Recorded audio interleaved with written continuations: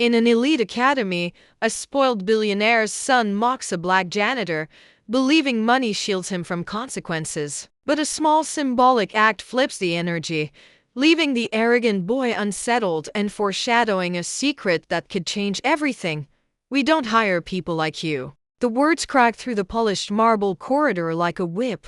They didn't sound accidental, or thoughtless, or even casual. They were sharp, intentional, designed to cut, designed to leave a scar. And that was exactly how Derek Vance liked it.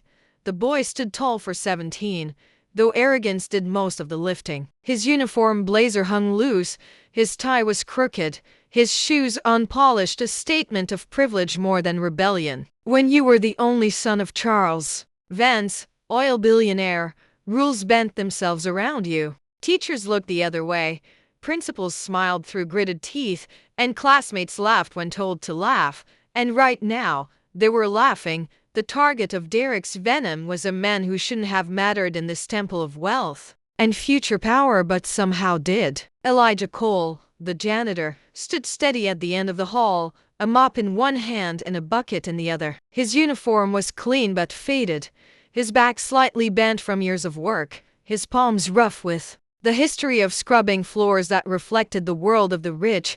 The incident began with something small. A folded sheet of paper had slipped from Derek's designer backpack and skated across the floor to Elijah's shoes. Without hesitation, the janitor bent, picked it up, and straightened his frame just enough to offer it back with a polite nod. It could have ended there. It should have ended there. But Derek's pride never allowed kindness to pass without punishment. You think you belong in my world, old man? Derek sneered, his voice dripping entitlement. You can't even afford to eat in the cafeteria. The students circling them chuckled, some nervously, some eagerly, feeding the fire. Phones hovered, recording. This was Ashton Academy after all, a stage where cruelty was currency and reputation the prize. Elijah didn't flinch. His eyes, calm and ancient, carried no visible anger, only patience, like a tide refusing to crash until it chose the right moment. His silence unnerved Derek more than shouting would have. Then Elijah looked at the paper in his hand. A midterm exam. The bold red mark across the top corner, 42%. Failure. Proof that Ashton Academy's golden boy wasn't golden at all. The janitor folded the paper once, the crease loud as a gunshot in the hushed corridor. You can tear a man down, son, Elijah said softly, each word deliberate.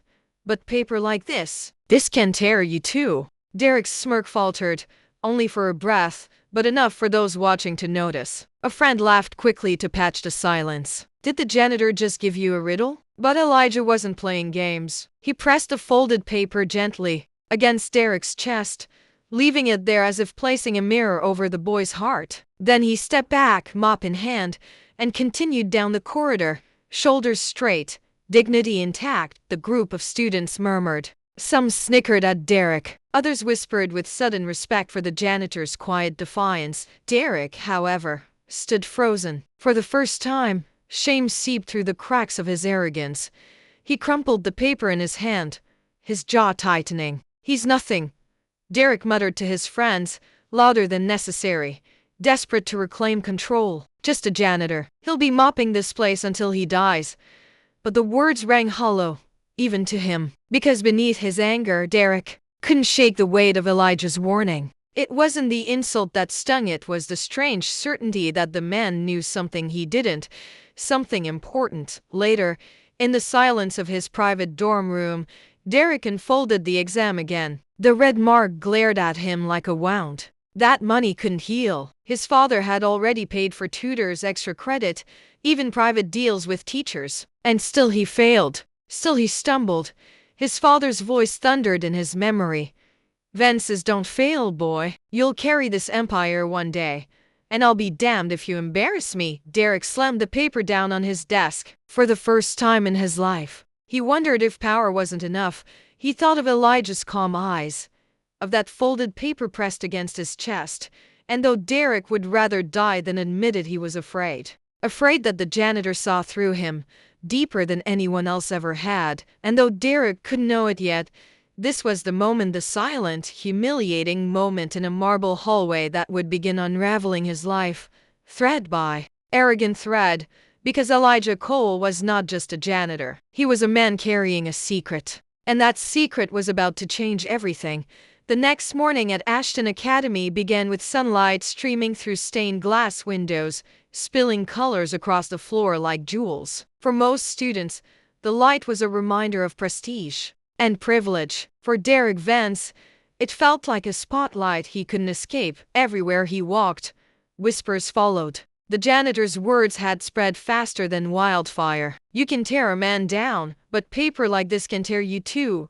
Students repeated it in hushed tones, some mocking, others thoughtful. A simple phrase had become legend overnight. Derek clenched his jaw as he strode through the courtyard, his friends trailing like shadows, laughing louder than usual to drown out the whispers. He knew the tactic: noise over silence, arrogance over shame. But inside, he burned. When he reached his locker, another test was waiting. This time from his economics teacher, stapled to the metal door with a red mark slashing through the top. Fail. Again. His friends chuckled nervously, unsure whether to laugh or stay silent. Derek ripped it down and shoved it into his backpack. Without looking, the truth was undeniable. He was failing every subject. No amount of tutors, bribes, or private coaching seemed to fix it. His brain felt like a locked box and the key forever missing. His father's voice haunted him like thunder rolling endlessly.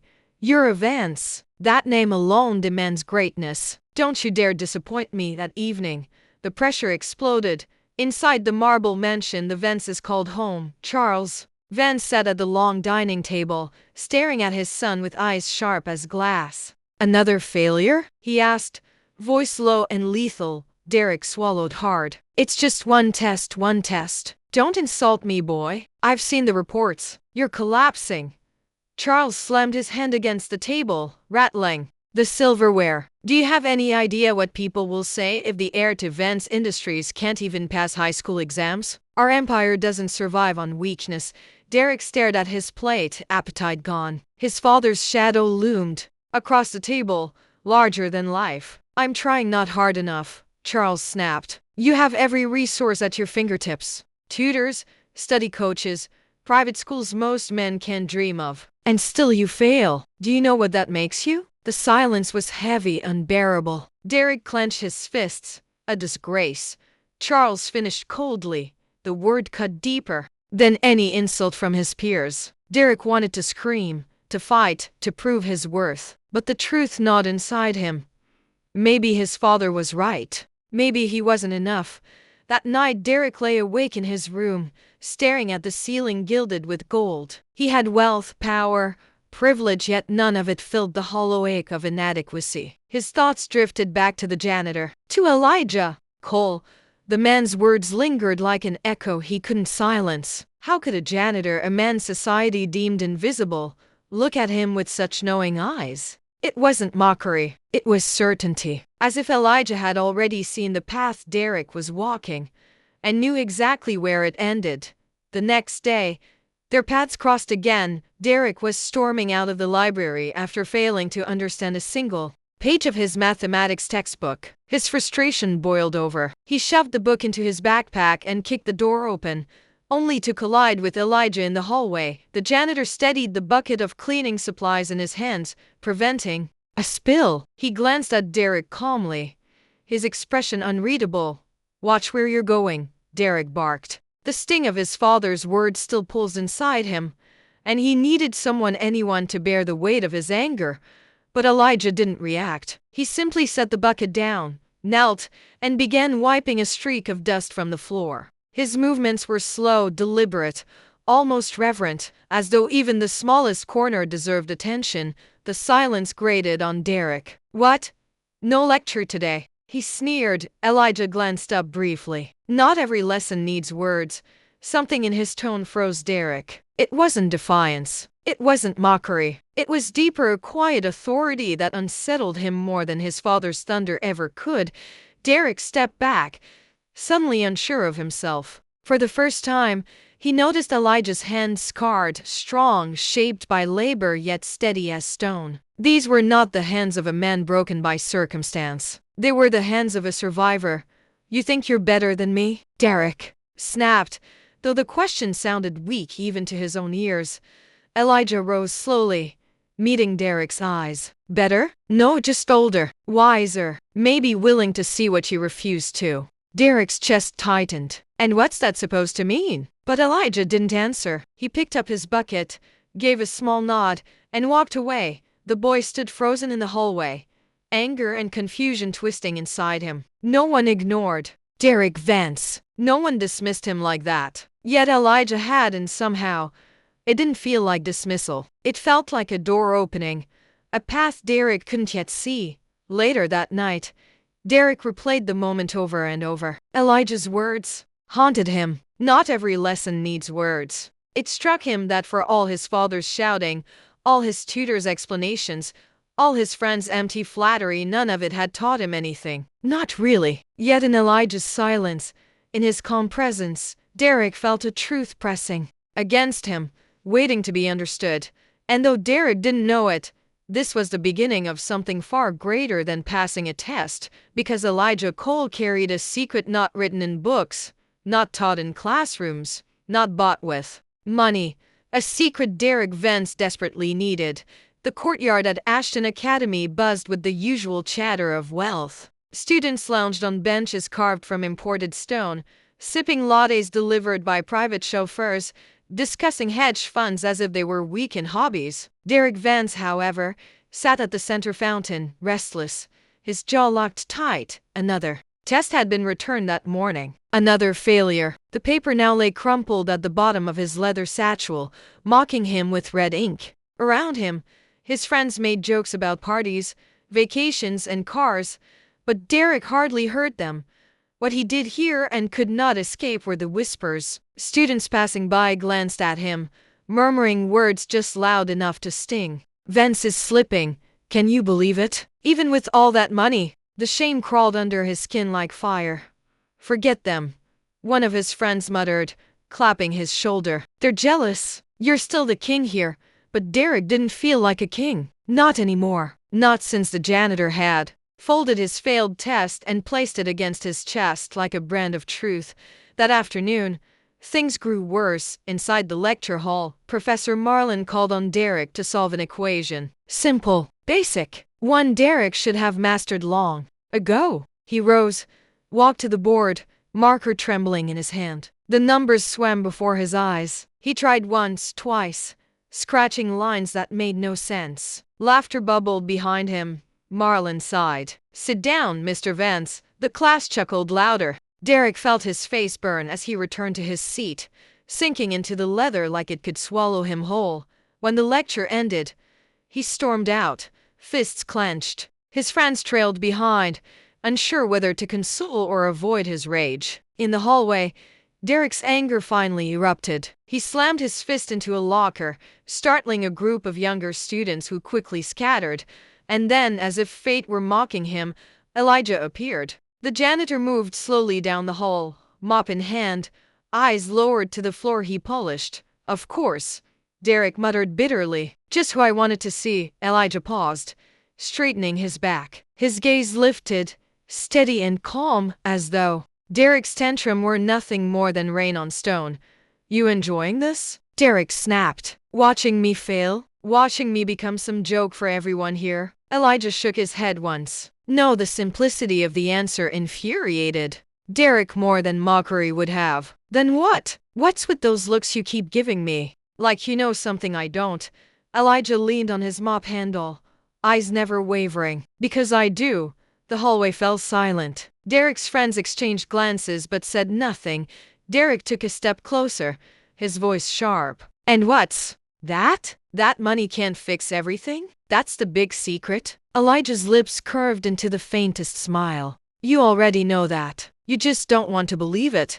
The words cut deeper than his father's shouting ever had. Derek's chest tightened, his anger rising to mask the sting. He wanted to lash out, to insult, to remind Elijah of his place. "You're a janitor," Derek spat. You clean up after people like me. What could you possibly know about anything I don't? Elijah's calm never cracked. He tapped the mop once against the floor, the sound echoing in the empty corridor. Sometimes the ones closest to the ground see what those in the towers never notice. Derek froze. The phrase lodged itself in his mind like a thorn. He hated it. He hated the way it made sense. He hated that it came from a man society ignored. Before he could respond, Elijah gathered his bucket and began walking away. Hey! Derek shouted after him, frustration spilling into desperation. If you're so smart, why are you still here? Why waste your life mopping floors? Elijah stopped at the end of the hall, back still turned. His voice carried easily through the silence. Because sometimes the floor tells more truth than the ceiling. And then he was gone. Derek stood in the hallway, trembling with fury, confusion, and something else he refused to name. His friends muttered awkward excuses and slipped away, leaving him alone. That night, Derek couldn't sleep. He paced his dorm. The words were playing in his mind, closest to the ground. More truth than the ceiling. What did it mean? Why did it feel like a puzzle he couldn't solve? He thought of his father's lectures, of professors who droned through lessons, of tutors paid fortunes to drill formulas into his head. None of them had ever made him think this hard. None of them had ever unsettled him this way. He collapsed onto his bed, staring at the ceiling, frustration boiling. For the first time, he wondered if knowledge wasn't about money or connections. If maybe, just maybe, it was something else entirely. The next morning, Derek avoided his friends. He walked alone through the academy courtyard, shoulders tense. He spotted Elijah across the way, polishing a brass railing with slow, deliberate care. For a moment, Derek almost approached him. The urge startled him. He clenched his fists and forced himself to keep walking. But even as he moved away, one truth gnawed at him. The janitor wasn't just cleaning floors. He was cleaning Derek's illusions, stripping them away one by one. And Derek didn't know whether he hated him for it or needed him more than anyone else in his life. Rain fell over Ashton Academy like a curtain that afternoon, streaking the tall windows of the lecture hall. Inside, students whispered and scribbled notes, the atmosphere buzzing with anticipation. Midterm results had been posted on the main board. For Derek Vance, the numbers were a nightmare.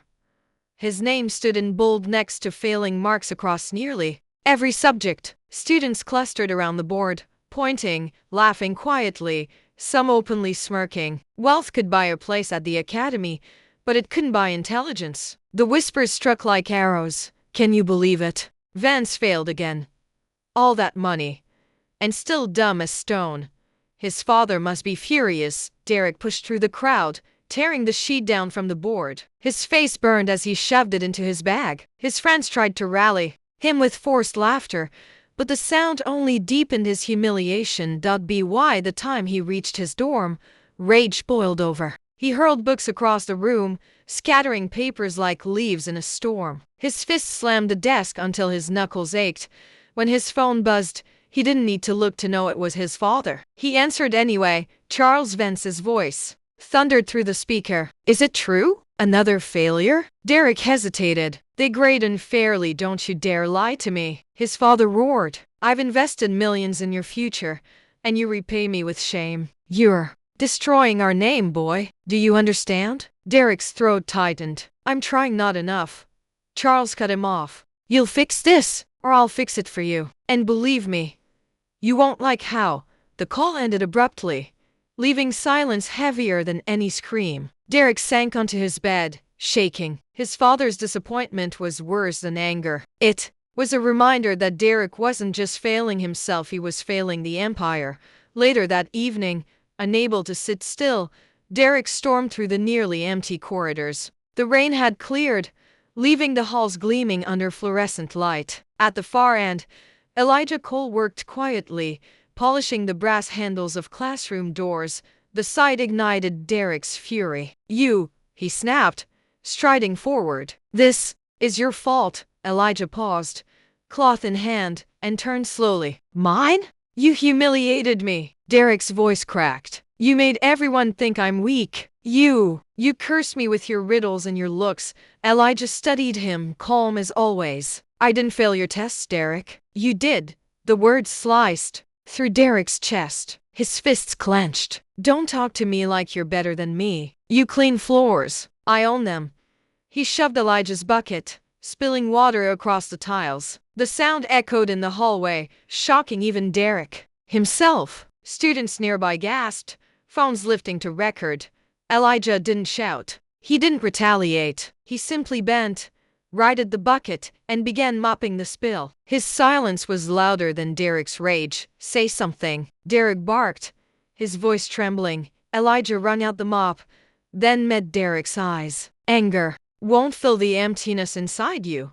The hallway stilled. Students stared, waiting for Derek's retaliation. But his words failed him. For a moment, he saw himself reflected in Elijah's calm gaze, not as a prince of wealth, but as a boy drowning in shame. He shoved past the crowd and stormed into the rain outside, chest heaving. That night, Derek couldn't escape the moment. He replayed the shove, the spill, Elijah's calm. His father would have demanded dominance, control, force. But Elijah had shown something else: strength without shouting, power without cruelty. It terrified him. In the dark silence of his dorm, Derek whispered to himself, "Why can't I be like that?" He didn't know it yet, but the cracks in his golden image had become fractures. And through those fractures, Elijah's quiet lessons were beginning to seep in. The boy who thought money bought everything was discovering the one thing it couldn't buy: dignity. And the more he resisted, the more he needed it. The night was heavy with fog, rolling across Ashton Academy's manicured lawns like a blanket of secrets. Most students slept in their gilded dorms, wrapped in comfort and privilege. But Derek Vance lay awake, staring at the ceiling, his mind restless. Elijah's words refused to leave him. "Anger won't fill the emptiness inside you." They looped in his brain, taunting him with their simplicity. Why did the janitor's voice echo louder than his father's shouts? Why did his calm cut deeper than ridicule? Derek hated that a man in a faded uniform could rattle him more than the empire he was meant to inherit. At midnight, unable to resist, Derek left his room. He pulled on a hoodie, shoved his hands in his pockets, and slipped into the quiet corridors. His plan wasn't clear, only a gnawing need to see Elijah again, to understand what made him different. He didn't have to search long. At the far end of the hallway, Elijah moved like a shadow, mop and bucket beside him. He worked quietly, polishing the same stretch of floor again and again, though it already gleamed. But when Elijah thought no one was watching, he did something strange. He set the mop aside, sank slowly to his knees, and pulled a small, battered notebook from his pocket. Its cover was worn, its edges frayed, but inside were pages thick with handwritten notes. Derek narrowed his eyes from the shadows. The janitor wasn't cleaning, he was studying.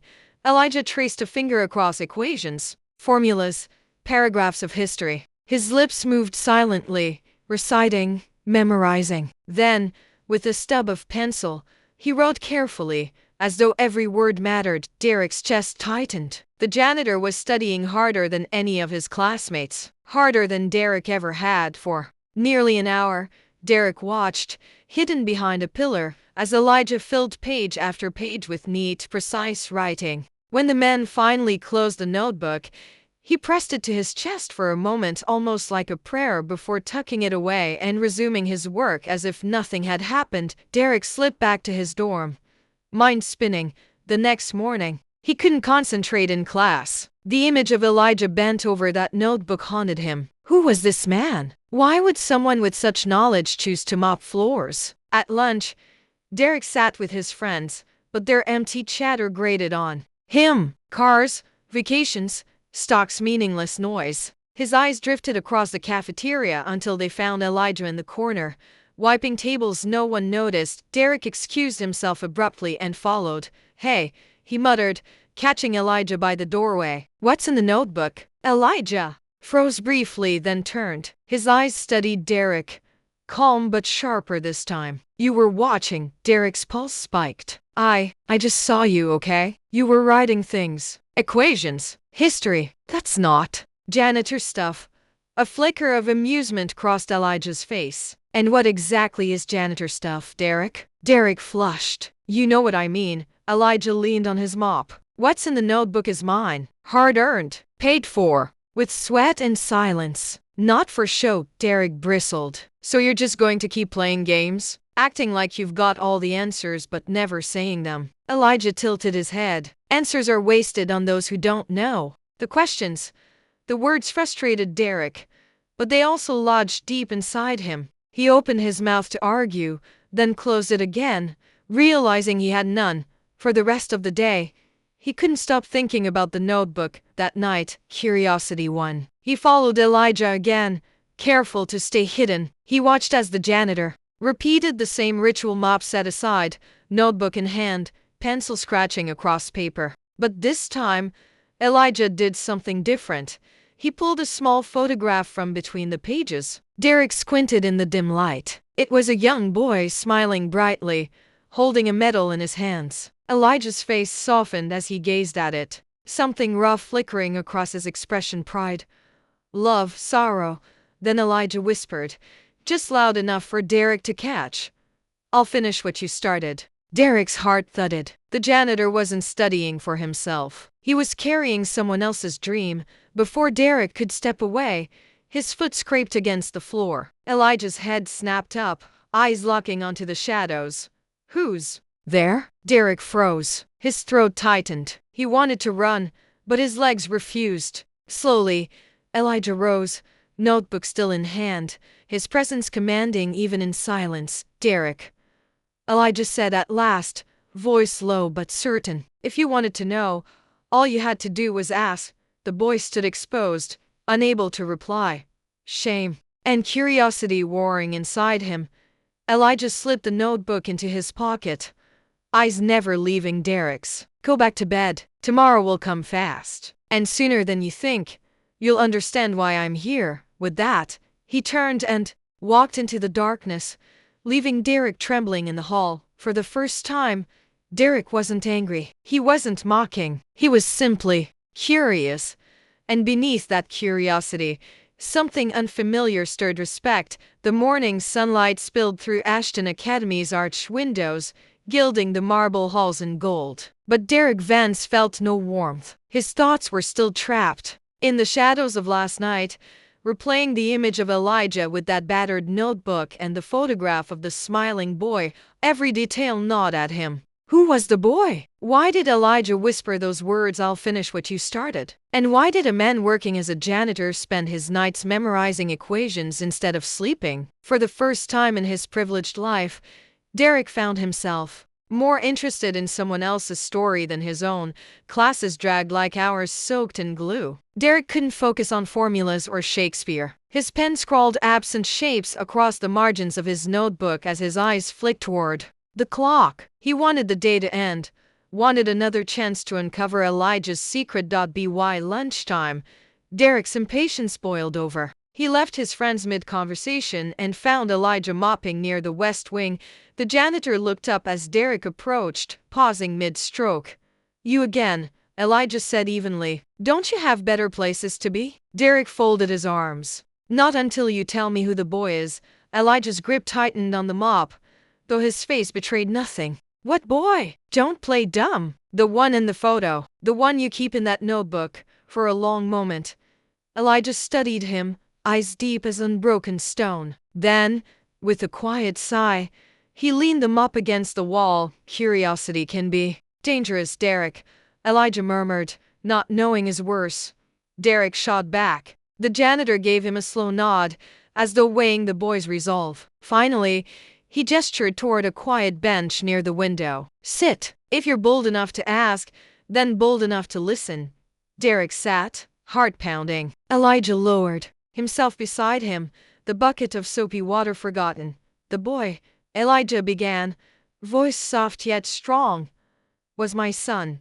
Derek blinked. Your son? Elijah nodded. His eyes drifted to the glass, where sunlight poured in like memory. His name was Jordan, brightest soul I ever knew. He loved books more than toys, questions more than answers. He dreamed of changing the world with his mind, not his fists. For the first time, Elijah's steady voice cracked faintly. He wanted to be a scientist, said he'd discover cures for diseases people ignored, the ones that hit poor neighborhoods hardest. He had the fire, Derek, the kind of fire you don't see often. Derek's throat tightened. What happened to him? Elijah drew a breath that seemed to scrape against his ribs. A year ago, he was caught in the wrong place, wrong time. A protest turned violent. He was only 17, and armed. But the police, his voice faltered, silence speaking louder than words.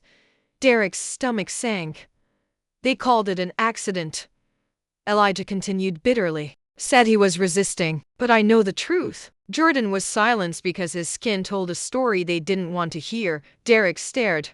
Words caught in his throat. He had heard such stories before, whispered in headlines his father dismissed as exaggerations. But sitting here, watching the quiet ache in Elijah's eyes, he couldn't dismiss it. I promised him, Elijah said, pulling the battered notebook from his pocket, that his dream wouldn't die with him. These are his notes, his studies, his vision. Every night, I worked to understand them, to carry forward what he began. He turned the notebook over in his calloused hands. I mop these floors to survive, Derek. But when the halls are empty, I build a bridge to my son's future. Derek's chest ached. The arrogance that usually coated his tongue dissolved. For once, he had no insult, no retort. Elijah glanced at him. Now you know. You wanted truth, there it is. What you do with it is your choice. The bell rang distantly, signaling the end of lunch. Students began flooding the halls, their laughter and chatter piercing the heavy moment. Elijah rose, tucking the notebook away, and returned to his mop as though nothing had been said. But Derek remained seated, world spinning in ways he didn't understand. That night, Derek couldn't sleep.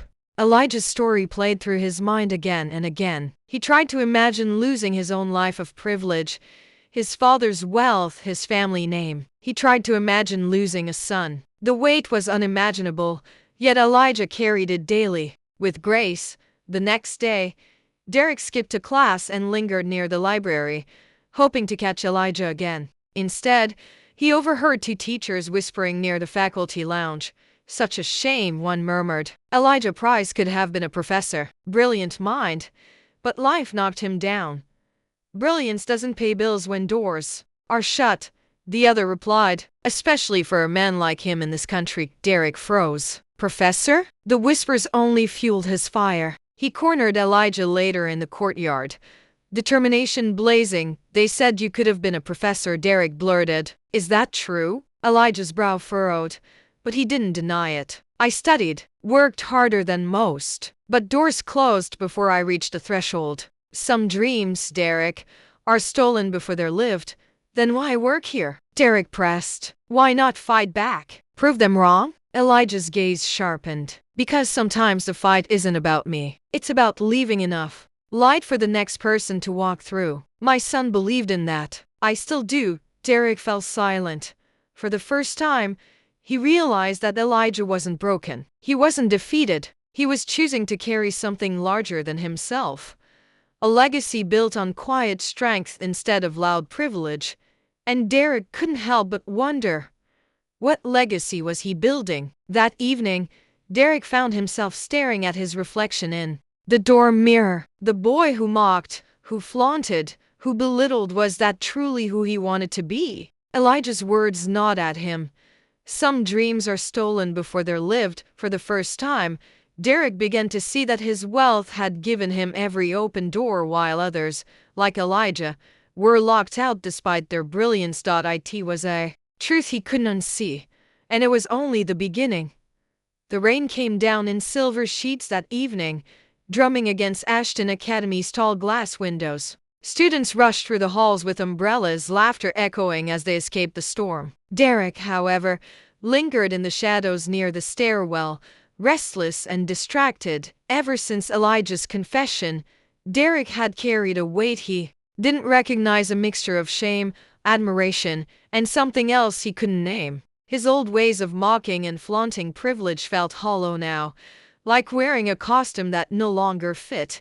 Yet letting go of that mask terrified him. At dinner, his friends sat at their usual long oak table in the grand dining hall. Plates piled, with steak and potatoes, golden chandeliers glittering above. Marcus, his closest companion, leaned across the table with a smirk. Derek, you've been quiet lately. Not your usual self. What's going on? Derek forced a grin. Just tired. Tired? Marcus coughed. Since when does Derek Vance get tired of being king of the academy? The others laughed. Derek managed a hollow chuckle, but inside, the words cut deep. King of the academy. Was that all he was? A role built on arrogance and cruelty? His gaze wandered toward the far side of the hall, where Elijah quietly wiped down tables students had abandoned. So invisible, so overlooked, yet carrying more dignity than anyone Derek knew.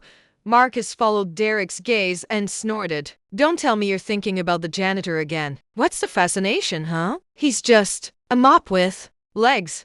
The laughter roared again, but Derek didn't laugh. Instead, he slammed his fork down harder than intended, startling the table. Maybe he's worth more than all of us combined, Derek muttered. The laughter died. Marcus blinked. What did you just say? Derek swallowed. Nothing. Forget it. He shoved his plate away and stood abruptly, leaving the table in stunned silence. The storm had softened by the time Derek slipped out into the courtyard. The air smelled of rain-soaked earth, the sky heavy with gray clouds. He needed to breathe, to think, to escape the suffocating weight of pretense, but he wasn't alone. Near the fountain, Elijah stood beneath the dripping branches of an oak tree, smoking a cigarette. The glow of the ember lit his face in the twilight gloom. You shouldn't smoke, Derek called softly. Elijah raised an eyebrow, exhaling a thin stream of smoke. And you shouldn't be wandering out here past curfew. Yet, here we both are. Derek hesitated, then crossed the wet cobblestones. I don't get it, he said finally. You should hate this place, hate these kids, hate me, but you don't. Elijah's lips curved faintly. Hate's easy, Derek. Anyone can carry it. But hate is a chain. It weighs you down, keeps you from moving forward. My son deserved better than a father bound by chains. The words struck Derek deeper than expected. I tried to defend you, Derek admitted quietly. At dinner, my friends laughed at you, and he broke off, frustration tightening his chest. I didn't say enough. I wanted to, but I didn't. Elijah studied him, expression unreadable. Why didn't you? Derek looked away, rain dripping from his hair. Because I'm afraid, if I change, I lose them. The respect, the crown. Respect? Elijah's voice was sharp now. Is it respect to be feared, or to be followed blindly? Or is it weakness dressed up in gold? Derek flinched. You're at a crossroads, Derek, Elijah continued, his voice gentler. You can cling to that mask, or you can step into something real, but you can't do both. The courtyard fell into silence, broken only by the patter of rain from the branches above. Derek stared at Elijah, realizing the man was giving him something his own father never had, truth without condition. For the first time, Derek wanted to be worthy of it. Later that week, cracks began to show in literature class. A younger student fumbled his words during a presentation. The room erupted in snickers, Marcus leading the charge. Normally, Derek would have joined in, mocking with sharp precision, but not this time. Enough, Derek snapped, his voice cutting through the laughter. Let him finish. The room fell silent, stunned. Marcus narrowed his eyes. What's your problem, Vance? No problem, Derek said firmly. I'm just tired of cheap shots. The younger boy glanced at him in shock, then continued, voice trembling but steady. Derek felt something stir in his chest, a strange, unfamiliar pride. But Marcus wasn't finished. After class, he cornered Derek in the hallway. You've changed, Marcus growled, and not in a good way. Since when do you defend nobodies? You're starting to sound like. His eyes flicked toward the distant figure of Elijah mopping. Like him. Derek clenched his jaw. For once, he didn't back down. Maybe that's not such a bad thing, he said. Marcus's sneer deepened. Careful, Vance. Kings who forget their throne don't stay kings for long. That night, Derek sat in his dorm room, staring at the ceiling. His crown, the invisible one Marcus spoke of, suddenly felt like a collar around his neck. He thought of Elijah's words. You're at a crossroads, And for the first time, Derek realized he had already stepped off the old path. The following evening, Derek found Elijah again, this time in the library after hours. The janitor was hunched over a stack of Jordan's notebooks, scribbling formulas onto scrap paper by lamplight. "You never stop," Derek said quietly. Elijah glanced up, a ghost of a smile on his lips. "Dreams don't rest, Derek. Not if they're worth something." Derek sat across from him, eyes on the open pages. Complex equations sprawled across the paper, symbols and numbers dancing like a language he didn't understand. "I can't solve those," Derek admitted. "But maybe I can help in other ways." Elijah raised an eyebrow. "Help? Why?" "Because I don't want to be who I was anymore," Derek said, his voice steady. "And maybe helping you is how I start." For a long moment, Elijah studied him. Then he closed the notebook and leaned back, a spark of something unreadable in his eyes. "Actions, Derek," he said softly. "Not words." "Show me." Derek nodded, determination burning through the fear. He didn't know how. He didn't know what it would cost. But for the first time in his life, Derek Vance was ready to fight for something real. The first whisper came during morning assembly. A group of boys leaned close together, their voices dropping low enough to seem secret but sharp enough to be overheard. "Did you hear? The billionaire's son isn't studying with a tutor anymore. He's learning from the janitor." The words carried weight. In a school built on reputation, rumor was as dangerous as a spark near dry wood. By lunch, it had already spread across half the campus. Students smirked as Ethan walked past, and teachers exchanged subtle glances, pretending not to listen but secretly feeding on the gossip. Ethan felt the eyes before he heard the words. His chest tightened, and his footsteps slowed. He wanted to snap, to demand silence, but Jamal's voice echoed in his mind. "When they push, you don't always push back. Sometimes, you let them trip on their own arrogance." Still, it stung. For years, he had been mocked for failing, whispered about as the spoiled son who couldn't pass even basic tests. Now, suddenly, they whispered again, only this time the target wasn't just him, but Jamal too. By the time the final bell rang, the rumor had twisted into something uglier. The janitor writes his exams for him. He pays the janitor to cheat. That's why he's suddenly passing. Ethan slammed his locker shut, his jaw clenched. He wanted to scream. All the work he had done, the nights of sweat, the mornings of discipline, was being erased by careless mouths. "Don't let them own your story," Jamal said calmly when Ethan stormed into the supply room, his old hands folded neatly over a broom handle as if he'd been waiting. "They think you're cheating." Ethan's voice cracked with frustration. "They think you're nothing but my paid help." Jamal tilted his head, studying him. "And what do you think?" "I think." Ethan paused. His anger faltered. For the first time, he realized the truth didn't matter to everyone. Some would always see only what they wanted. "I know what's real, but it's not fair. Life's never fair," Jamal said softly. "But dignity isn't about convincing the world. It's about holding the truth so firmly that no rumor can steal it." The words steadied him. Still, the weight of whispers followed Ethan through the next week like a shadow.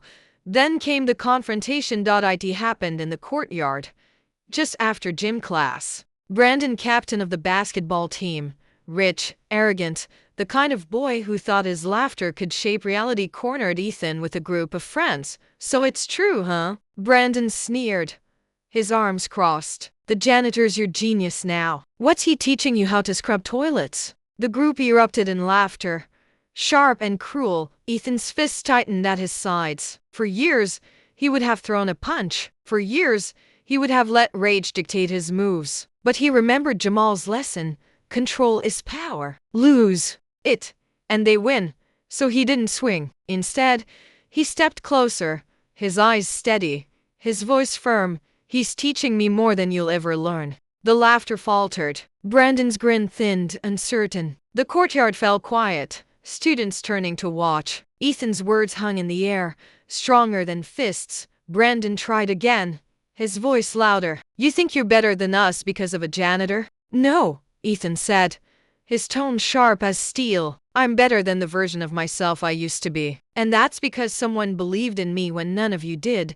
The silence deepened. For a moment, Brandon's face flushed with embarrassment, his bravado cracking. He shoved Ethan's shoulder, muttering whatever, before stalking off. But the damage was done. His dominance had been challenged, and everyone had seen it. That night, Ethan found Jamal cleaning the long hallway, alone.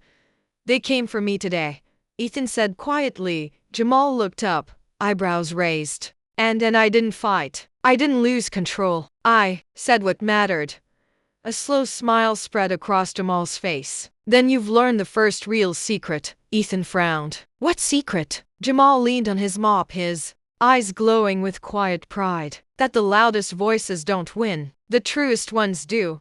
The next morning, the rumors shifted again. It was no longer just about cheating, it was about courage. Students whispered about Ethan standing up to Brandon without throwing a punch. Teachers noticed a change in his confidence. And slowly, something remarkable began to happen. The whispers started losing power.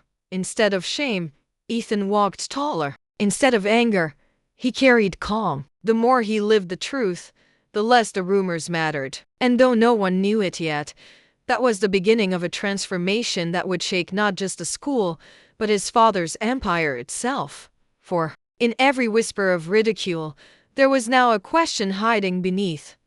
What exactly is the janitor teaching him? And soon, they would all find out. The mansion was unnervingly silent that evening. Ethan sat at the long dining table, the clinking of silverware echoing louder than usual. Across from him, his father, Richard Caldwell, studied him with a mixture of curiosity and calculation. You've changed, Richard said suddenly, breaking the silence. His voice was calm, but sharp, like a blade hidden in velvet. Ethan looked up, startled. What do you mean? You're different. Your grades are rising. Your teachers call me to say you're attentive. And yesterday, at the club, someone told me you stood up to Brandon Miller without throwing a punch. Richard's eyes narrowed slightly. That doesn't sound like my son.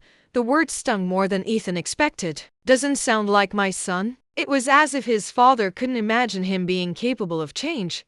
I'm just trying harder, Ethan muttered, keeping his tone even. Richard leaned back in his chair, swirling the wine in his glass. Trying harder doesn't happen overnight. Something or someone is behind this. Who is it? Ethan's chest tightened. He wanted to say the truth, to tell his father about Jamal, about the lessons, about the dignity and discipline that had reshaped him. But he hesitated. He knew his father. Richard Caldwell valued wealth, power, and status. In his eyes, a janitor wasn't a mentor, it was a servant. No one.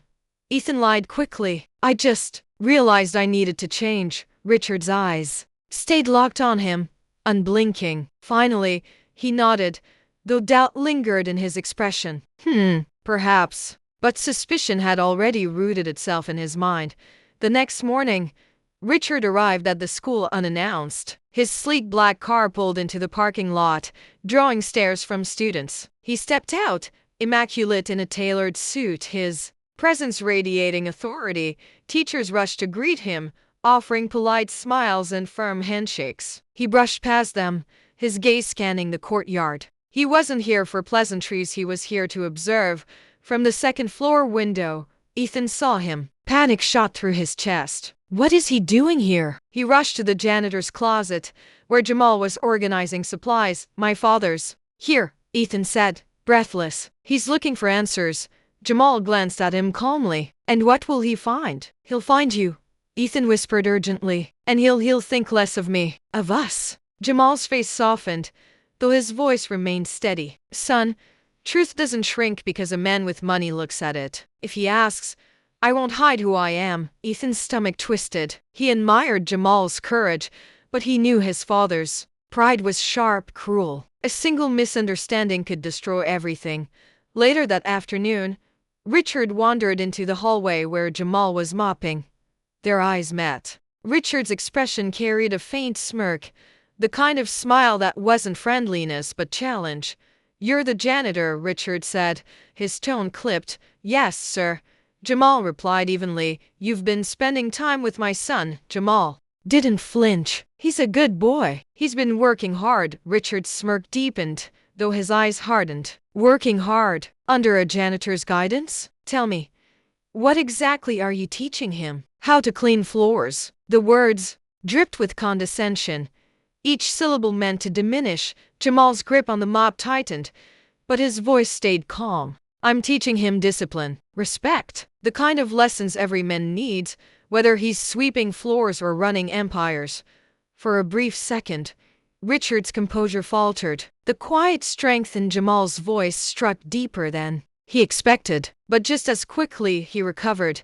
My son doesn't need lessons from you, Richard said sharply. He has tutors, elite schools, the best resources money can buy. And yet, Jamal replied gently, money couldn't give him what he was missing. Richard's jaw clenched. Silence filled the hallway, heavy and tense. Ethan, hidden around the corner, heard every word. His chest swelled with pride for Jamal's courage, but fear tangled with it. He knew his father wouldn't let this go. That evening, the storm broke. Richard summoned Ethan to his office in the mansion. The room was lined with shelves of leather-bound books, trophies of business conquests, and the faint scent of cigar smoke. You lied to me, Richard began, his voice low but dangerous. Ethan froze. I don't bother denying it, Richard cut in. I know who's been influencing you. That janitor. He spat the word as though it were dirt on his tongue. Ethan's pulse raced. He's not just a janitor. He's beneath you. Richard thundered, slamming his hand on the desk. Do you have any idea how humiliating this is? My son, taking guidance from a man who scrubs floors. Ethan's throat tightened. He had faced bullies before, but facing his father's wrath was different. It was heavier, sharper, filled with the weight of legacy and expectation. He believes in me, Ethan said finally, his voice trembling but firm. More than you ever have. The words hung in the air like a spark over dry wood. Richard's face darkened, his pride wounded deeper than Ethan realized. You will end this nonsense, Richard said coldly. Stay away from him. Do you understand? Ethan's heart pounded. No, the refusal was quiet, but it echoed louder than a shout. For the first time, Ethan had stood against his father. Richard's eyes blazed with fury, but beneath it there was something else, fear. Fear that his son was slipping beyond his control. Very well, Richard said finally, his voice low and dangerous. If you won't end it, I will. Ethan's chest tightened. He knew what that meant. His father wouldn't just try to separate him from Jamal, he would destroy him. And for the first time, Ethan realized the battle ahead wasn't just about school or rumors. It was about power, pride, and the fight for his own soul. The following morning, the Caldwell mansion buzzed with tension. Richard was already in his study, making calls, his tone clipped and merciless. Remove him, Richard ordered into the phone. I don't care what excuse you give, but by the end of the week, that janitor is gone. He ended the call, leaned back in his chair, and smiled grimly. Problem solved. But what Richard underestimated was how deep Jamal's influence had grown, not just in Ethan's life, but in the school itself. A T-school. Ethan rushed to the janitor's closet. Jamal was folding uniforms neatly, as though nothing had changed. They're firing you, Ethan blurted, panic in his voice. My father, he's making calls. He wants you gone by Friday. Jamal paused, then slowly smiled. Son, I've faced worse storms. If this is how it goes, then so be it. What matters is what you do after. No. Ethan's voice cracked with desperation. I won't let him win. You changed me. You showed me who I could be. I can't lose that, not now. Jamal placed a firm hand on his shoulder. Listen to me. Men like your father believe power makes them untouchable, but truth is stronger. It always rises. That afternoon, an unexpected announcement came over the school intercom. All students and staff, please gather in the auditorium. Whispers spread quickly. Richard Caldwell himself had arranged a meeting. When the students and teachers filled the vast hall, Richard strode onto the stage, his presence commanding silence. My son has been misguided, he began, his voice echoing. He's been influenced by someone unworthy, a man who does not belong in this institution. I intend To correct that mistake, the crowd shifted uncomfortably. Ethan's stomach churned. His father wasn't just firing Jamal, he was humiliating him publicly. Richard gestured toward the side doors. "Bring him in." Two administrators escorted Jamal onto the stage. He stood tall, calm, his uniform worn but spotless. "This man," Richard declared, pointing a finger, "is a janitor, a cleaner. And yet, somehow, he has wormed his way into my son's life, pretending to be a teacher, a mentor. But let us remember what he truly is, an employee meant to sweep floors, not shape futures." A murmur rippled through the crowd. Ethan felt his chest burn with rage. He couldn't stay silent. He shot to his feet. "You're wrong." Every head turned. Richard's eyes narrowed. "Sit down, Ethan." "No," Ethan said firmly, voice louder this time. "He's more of a father to me than you've ever been." Gasps filled the auditorium. Richard's face flushed with fury. "Enough." "But," Ethan pressed on, his voice steadying with every word, "you see a janitor. I see the man who taught me respect. You see someone beneath you. I see someone who believed in me when no one else did. He isn't unworthy, he's the reason I'm standing here, different, stronger. If you can't see that, then maybe you're the one who's unworthy." The hall went dead silent. Richard's chest rose and fell with heavy breaths. His authority was slipping, and he knew it. Before he could respond, Jamal stepped forward. His voice carried calm dignity. "Mr. Caldwell," he said, "you think I'm just a janitor? And yes, I clean floors. I fix what's broken. But let me tell you something, before I wore this uniform, I wore another." He reached into his pocket and pulled out a small polished medal. The light caught it, gleaming. "I served this country. As a soldier, I led men through battle, men who trusted me with their lives. I earned this medal for saving them when the odds said we wouldn't make it out alive." The crowd gasped again. Teachers leaned forward, whispering. Students stared wide-eyed. Richard's confidence faltered. "You what?" Jamal held the medal higher. "Yes, I was a soldier. I gave my strength, my blood, my years to protect people like you, people who'll never know the dirt of a battlefield. And when I came home, there was no mansion waiting, no applause, just silence. So I took this job, not because I had to, but because even in small ways, I wanted to keep serving, to clean, to repair, to protect. And in that hallway, your son found me, and I gave him the same thing I gave my man, belief." The silence in the auditorium shifted. It wasn't discomfort anymore, it was awe.